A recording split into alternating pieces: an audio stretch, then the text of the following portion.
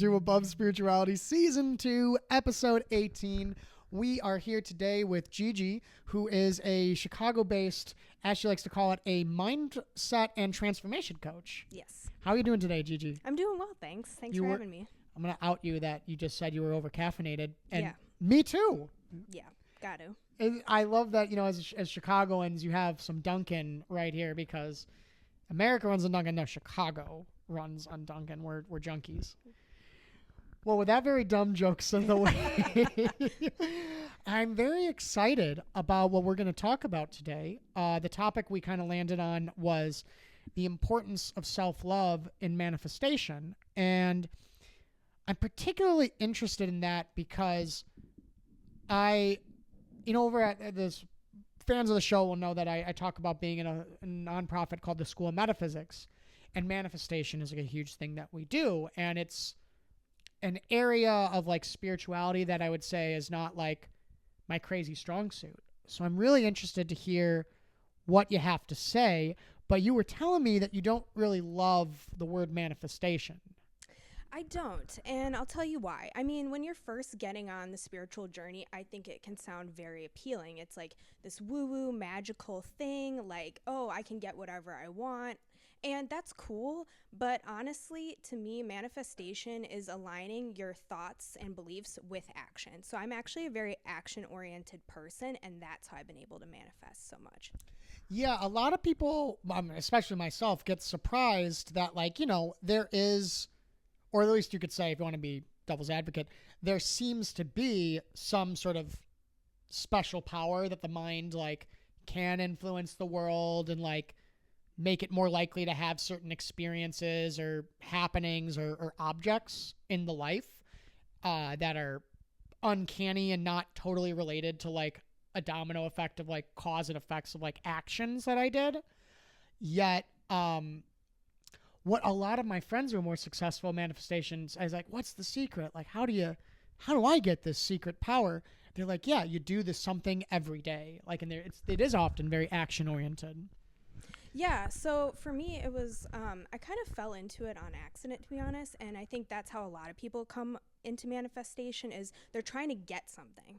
Right? Oh, totally. So they're like, I'm trying to manifest a person. I'm trying to manifest more money. I'm trying to manifest a new job, which is fine. But what's really interesting is if you stay on the journey long enough, it all boils back to the same thing, which is you have to work on what's going on inside of you first before you can attract all those things in.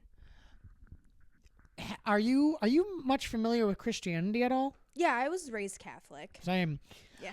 What is so interesting about that, and this is something, it's a big teaching over at the School of Metaphysics. We call it, you've probably heard of universal law, and we say there is the complete law. It's the highest teaching, and it's something that Jesus said in Matthew, which is, seek ye first the kingdom of heaven and God's righteousness, and all else shall be added unto you. So it's to me, it's when you, and of course Jesus says the kingdom of heaven is within. So I feel that's in alignment with what you just said. Yeah, so when I got into my spiritual journey, it was because I was trying to attract somebody in. It was this kind of back and forth relationship. He introduced me to the concept of twin flames, which I also despise now because it's just an excuse to try and force something that shouldn't have happened. But I got into it because I was trying to manifest him back. And the longer I was on the journey, the more I realized when I took care of myself and what was going on inside of me, I did attract him back. But I decided at a certain point that I didn't want that anymore because I outgrew it. So the interesting thing is when you spend more time working on yourself, you might outgrow all of those desires you initially had that got you on that journey in the first place. And I think that's a good thing. You need to outgrow this wanting and needing because it's coming from a place of lack, not from a place of I feel good about myself and I just want this thing to complement what I already have going on in my life. You're trying to fill a void of some kind. It's such a catch-22, but it's funny because, I've really been working on my own inner state for a while, and there was a person I wanted to attract back, but more so unconsciously. And it was so funny because, the more I spent time with that particular, feeling inside of me, and when I'd seek we do a lot of Akashic record readings at the School of Metaphysics, and they've recently very clearly told me it's like, no, it's about the home within you. Like, this person just made you feel comfortable within, but that's just what you do by yourself. And it was funny because, I am in the dating scene, so obviously you're on a couple apps, and I've noticed that when I'm feeling really comfortable with myself, or like, I have a better internal state, I start getting matches. Like not even matches. Like, I just swiped on someone and they packed me. It's like, oh yeah, like ping, ping, ping, like these, which is just like, and the catch-22 is it's like, oh, so then should I just need to get myself to feel good so I get, the validation. But of course, then that's just lack too in itself. Yeah, you're chasing that that wanting to feel good because you want to attract more people to you. Yeah. You're trying to like trick God and yourself. Like, it's human nature, though. Like, oh, we're bargainers. I mean, like, even when you learn about these things, you'll still catch yourself doing it. I don't know if it ever truly goes away. I think Cole, like the last guest you had on, he's definitely in a very like solid place of like spiritual detachment in a good way. Like he said, he didn't have any expectations coming into this. He's like, I don't advise anyone to do anything. I can only speak from my own experience. And I was like, that's someone who's really like leveled up in their spiritual game for sure. And he didn't even mean to do it. It just happens. Yeah. And I think one thing that really helps with that is when you do feel very secure in like a specific spiritual pathway, or you could say program, or even like a religion, or you could even, to make it spiritual, just say you're just comfortable with something in your life. And that is one reason why, fans of the show will know I often recommend like that. I think it's good to try to find like a program or a pathway that works for you, because when you get comfortable in it, you do become somewhat powerful. And as you achieve the things you want, a lot of the other desires and stuff, or even like the needs to get other people to like what you like, does kind of fade away. Yes. So going back to the dating thing, I'll give you a really good example, because I always say this is my best manifestation to date, was manifesting in my current partner. And how it happened was I was 32 at the time. I'm 36 now. So at the time I was 32, I had gone through like a bad series of like, I mean, I always had like kind of like bad relationships growing up. Like, I had really poor self-esteem, and so because I lacked the self-awareness, I thought that's all I deserved. And so I attracted in a lot of like really bad, like harmful relationships from like a young age. And so I just kind of like grew up thinking, all right, like love isn't safe, like, and just having all these limiting beliefs around love. And I got to a point where I was just like, I saw like people in my family getting married and having kids, and I was still by myself, and people are always like, why are you by yourself? And I'm like, because like I haven't found anyone that can like live up to like what I think I bring to the table. And so I had gone through like a series of like bad dating experiences again, and I finally got to a point where I was like, I literally do not care if I die alone now. Like, I am so tired of like settling and putting up with bullshit, and like I just don't care anymore. And so I sat down one day and I was like, all right, if I can have whatever I want, I'm going to write down all the characteristics I want in a partner, even down to the physical attributes, because why not? Like, just for fun. And so I wrote all these things down in my phone, and I said, like, just throughout, like, I want him to have dark hair and tattoos and like whatever, just a bunch of like random Be super stuff. handsome and sexy. Yeah, so I wrote Nothing it all wrong down. with that.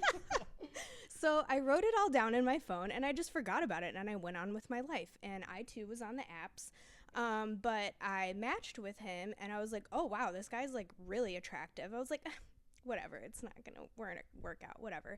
And he wound up like messaging me, and I was like, all right, cool.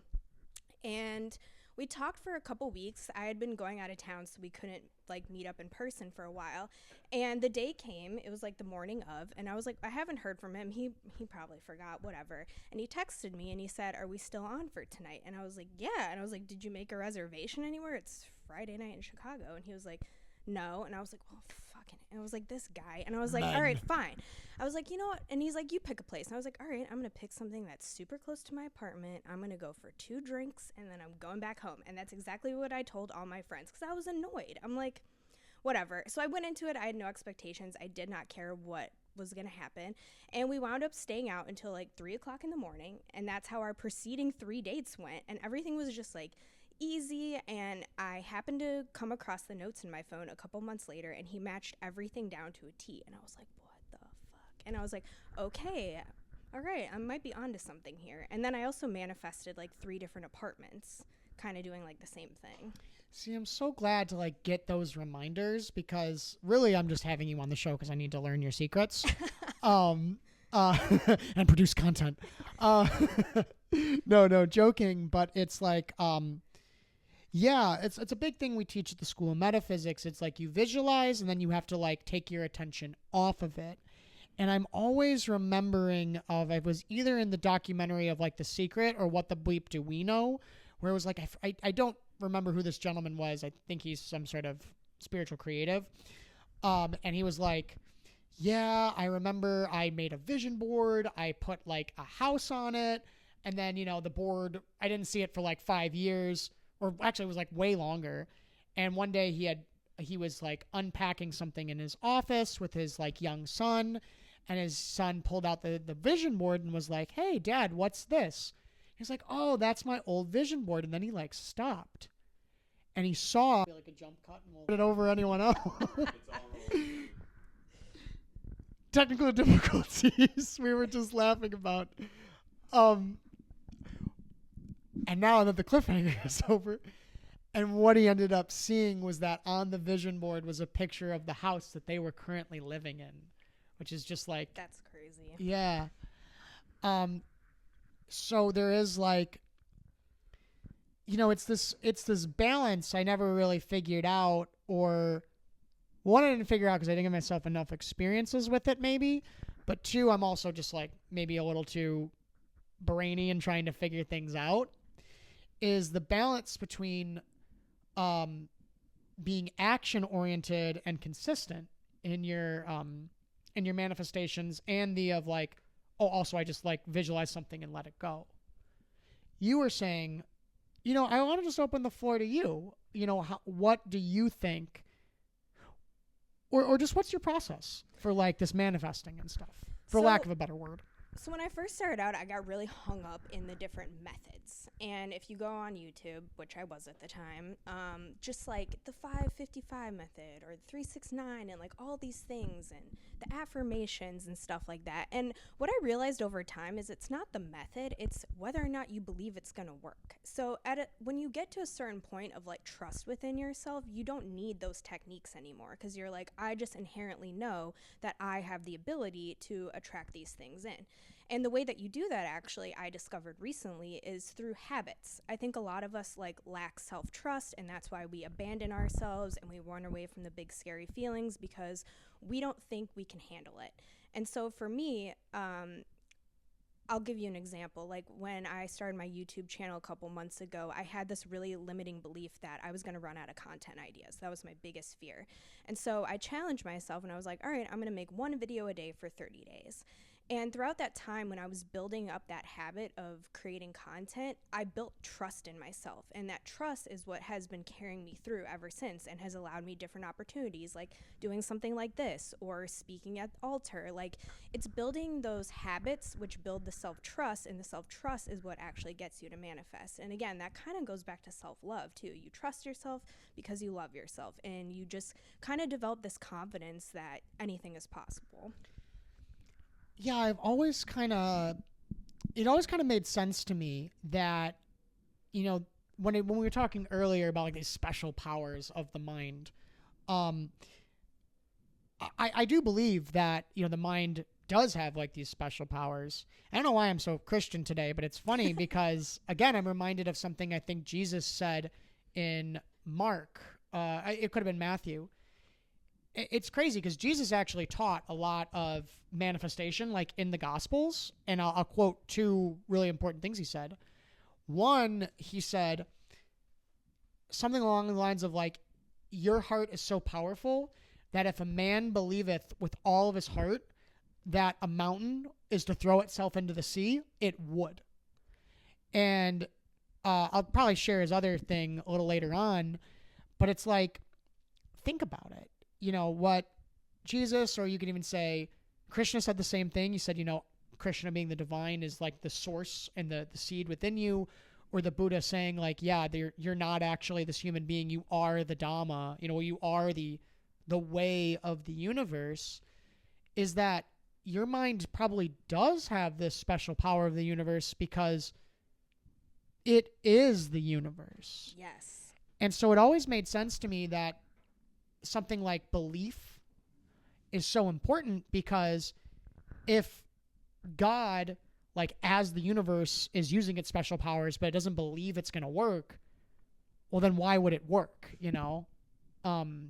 We had a conversation with a gentleman about magic once, and he was like, primarily it's about belief.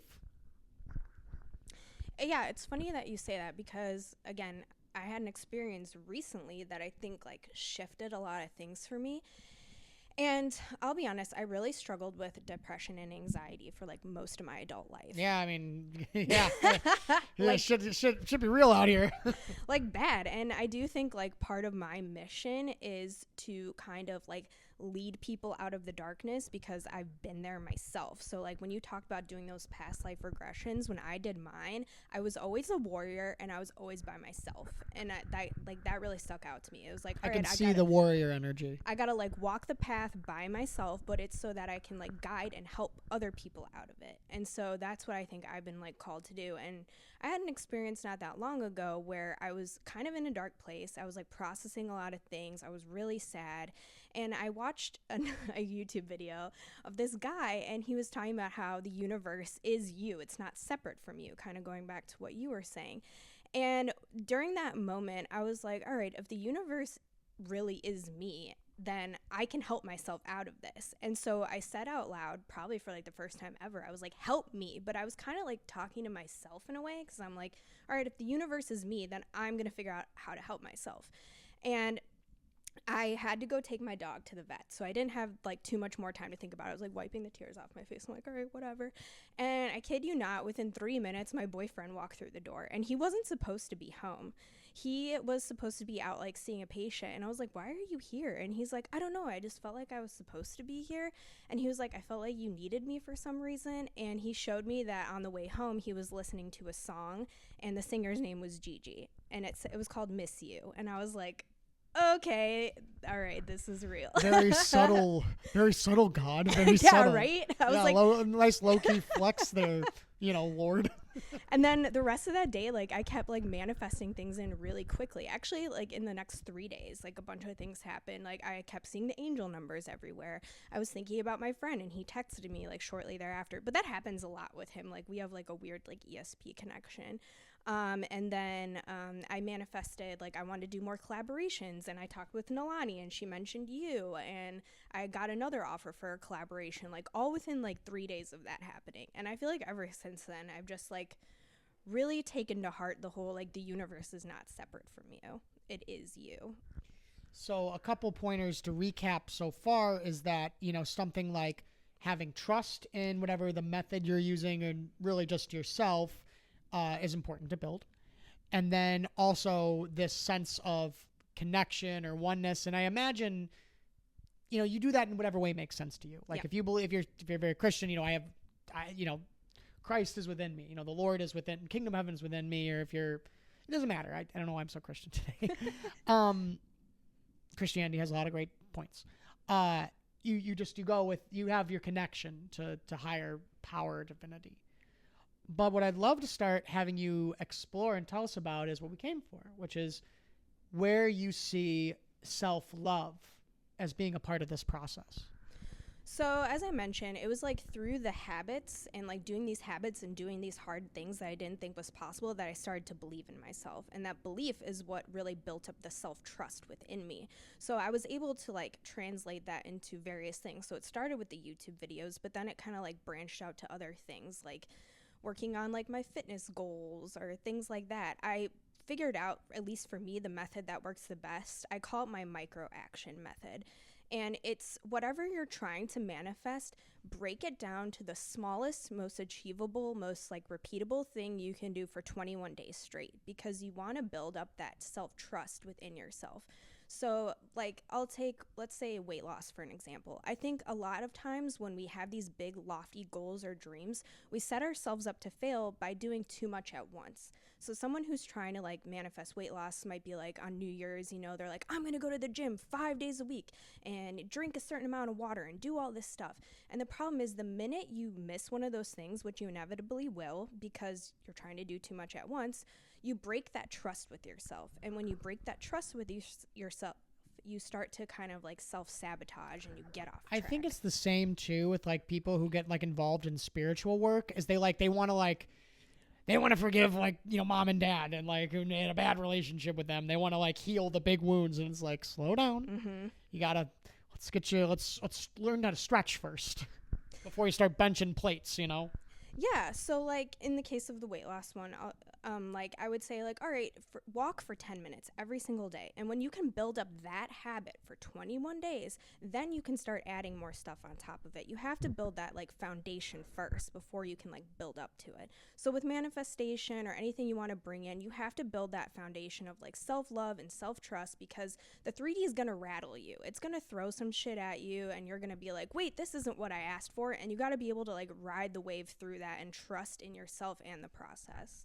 I love how you said that. I do. Yeah, I mean, again, fans of the show will know I like to whine about the physical sometimes, frequently. Yeah, just a bunch of whinging and complaining to get a little Australian about it. A question that just sort of came to me that I feel like I want to ask you is, why do you think we should love ourselves?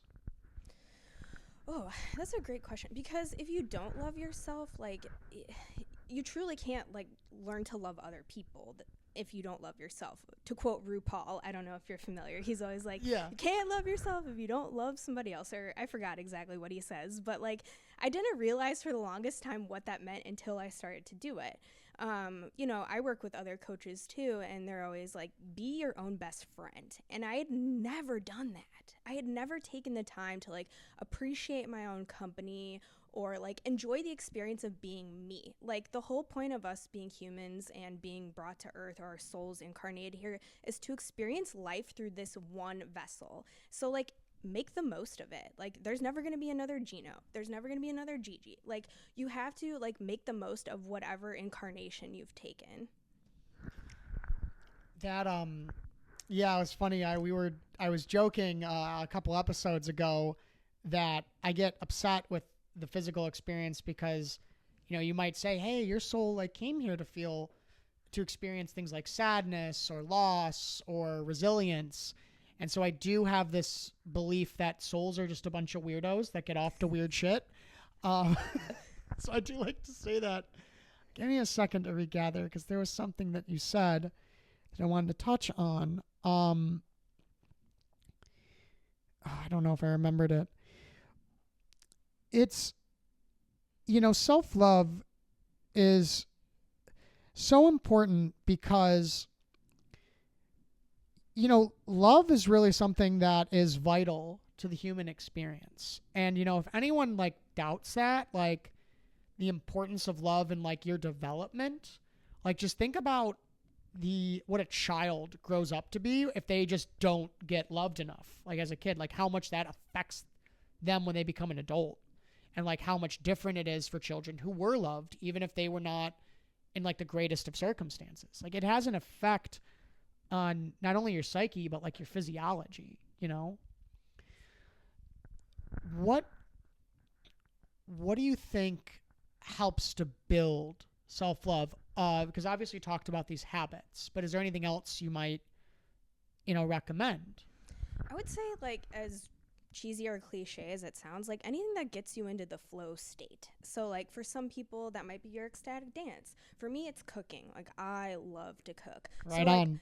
Like, spend more time throughout the day finding time to do the things you love to do, because when you're like in that flow state, that's when you can express yourself in the highest form. That's when you're going to be in the most like loving state, because you're doing something that you genuinely enjoy, not because someone made you, not because like you have to for work or whatever. It's just out of pure enjoyment and love. Like, you're doing it because you love to do it. That reminds me, one of my most dear spiritual teachers I've ever had is a good friend of mine named Jorge, and he was teaching me at the School of Metaphysics. And I was running 2 businesses at the time, and I was trying to write a book, and I was doing all these things. And he told me about how important it was to do something that you just do for joy. And he said, and the way he put it is, it's not even like do it just because you like it, but like if you're doing a lot of like spiritual work or even entrepreneurial work, like you need, it's just as important to have that, like for your success in things. Like people, I think we can often forget that joy is very important to your spirit and is probably like an aspect of like higher consciousness. Like you need to have joy. And I think joy and love are so intertwined, don't you? Oh, yeah, absolutely. I mean, when you were talking, it made me think about like animals. And I feel like people Yeah. always reference animals as like the most spiritual beings because everything they do is out of joy or just for the sake of being. Like they're not trying to achieve anything, they're not trying to accomplish anything. They love you unconditionally, and that's joy right there. Like just that. Remember to buy a cat again, Gino. You've been thinking about it. Just go get her. Yeah, and that is a good way to experience love. If you say haven't manifested the partner yet, or, could you say more about developing that love of being on your own? Because that's something I've been struggling with. And I think the way in which I struggle is that like currently there's so many attitudes and beliefs that, if I'm just honest with myself, come up in me about how my joy is tied to connecting with another person or having like professional experiences that I particularly want and feel frustrated I haven't had. So it's like I've been struggling to like turn that back in on myself. I actively try to, but I'd love to hear how you did it. Well, it was a process. It definitely didn't happen overnight. I mean, I'm 36 years old, and I feel like I just now got to that place. So it's not like I was innately born that way. I had a lot of self-loathing and a lot of self-hate for a very long time. I think an important thing to think about is like forgiveness. Like, are there things that you're holding on to from the past? Like you're angry at yourself, like why didn't I do this differently, or why didn't I do this better, or maybe I should have taken this path, and there's kind of like some regret or unresolved anger within you of like why you didn't do that stuff, and you maybe kind of hold on to it a little bit. Because I know for me, I would always like compare myself to other people, and I'd be like, oh, why didn't I do X, Y, and Z, or why didn't I do that? And it can be very hard to like love yourself if you're constantly either regretting your past failures or comparing yourself to other people and feeling like you should be further along than you were. And honestly, I got off social media except for like YouTube. It was just like not good for my mental health. Like I had noticed like as soon as I was on there, within 10 minutes I'd feel like shit. So I'm like, why am I doing this to myself? So there might be other things too that maybe you're subconsciously doing that are a little self-sabotaging. And like I'll give you another example. When I was younger, I used to party a lot and drink and, experiment with drugs and stuff like that. And while it was fun, now that I've gotten older, if I have one too many drinks, I feel like shit the next day and I have anxiety. And I'm like, is this really worth it? Like it used to be an escape for me, but now it's just become a detriment. So. Yeah, it's almost funny because like I think of a lot of people who watch the show are a little younger, like, and they kind of dread becoming 30. Like, no, it's great. You want it. You'd said something that is like right here. See that's the problem with using too much caffeine. Sleep is important, children. You were saying how, yeah, it was a process and we beat ourselves up. And I feel like a big reason why we beat ourselves up is that the thoughts that occur to us they have a powerful logic to them. Like it makes sense why I'm upset. It makes sense to be, again, like I just turned 31 like 2 weeks ago. And it's like, yeah, the thought does occur to you like, wow, you were supposed to be farther along. Like other people are farther along. Like, or, like you should be sad because maybe you don't have as much opportunity. And because these thoughts at some level make so much sense, they're difficult to let go, because it's like there's such a logic to them. Like, it's like, okay, let it go. And it's like, yeah. And just like not face the truth. But I really don't think thoughts are as trustworthy as they seem. And I think it's interesting that you said you were also a mindset coach. So what do you kind of think about that? Yeah, so you were talking about like believing every thought that you have, or feeling like there's truth to it. Yeah. I mean, isn't that kind of how thought is? Like, when you hear a thought, you subjectively have the feeling that the thought is true. Yes. Like, shortly after, you might say, oh, well, they didn't steal my phone. It's just in the crack of the couch. But for that moment, you fully believe they stole your phone with no evidence, too. So actually what I have done, and I know like some therapists like recommend this too, is like when you have one of those thoughts, like write it down, because more often than not, it's not a fact. It's a feeling, or like I don't want to say fiction. I'm trying to think of another word for it, but it's not factual. When you're sitting there and you're being like, I'm a loser. And it's like, all right, well, what evidence do you have to support that? You know, like, give me some actual facts that prove that you're a loser. And you might write it down and be like, well, I only make this amount of money, and, you know, I live in this place or whatever. And it's like, but that's not a fact at the end of the day. Like, yeah, you only make that amount of money, but how does that make you a loser? Like, there's people out there who make less money than you. There's also people out there who make more money than you, and they're fucking miserable. So it's like, those aren't actually facts when you spend the time to like dissect it a little bit more. And I think, at least for me, writing it down was helpful, because it got it out of my head and onto paper where I could actually see it, versus when I kept it in my head, I would just like let it spiral around and like spin out of control. And that's how you get sucked into like anxiety loops or like depressions. And when I actually sat down and analyzed the thoughts that I was telling myself, like, oh, you're ugly or whatever, it's like, that's not true. There's no evidence to support that. That's all subjective. I am like so glad you said that, because that was something, you know, at the School of Metaphysics we do, it's a school of the mind. So you do a lot of self-awareness on thoughts.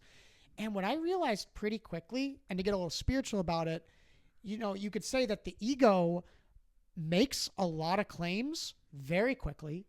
For a lot of people, myself definitely included, it can tend towards being very dramatic.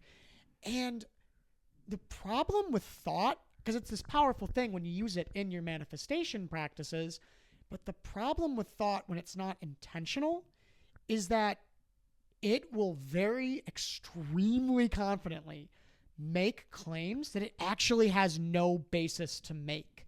It'll have a little bit of a feeling or a hint of truth or like some evidence. And then it will just, if you are self-aware enough, you will watch your ego disregard facts in front of it, because no, I feel this way in my body, so that must be right. And it can be wrong all damn day, you know? It's one of my favorite spiritual teachers of all time, a guy named David Hawkins, you know, he once said, you know, one's thoughts are kind of like a curse. And he's like, well, maybe that's a little dramatic. Maybe that's a little too much. He's like, one's thoughts are kind of like bad luck. And it's true. But at the same time, thought can be very powerful. And I think a great vehicle of that is true logic, you know, like analyzing, like, is this thought actually basis? Have a basis?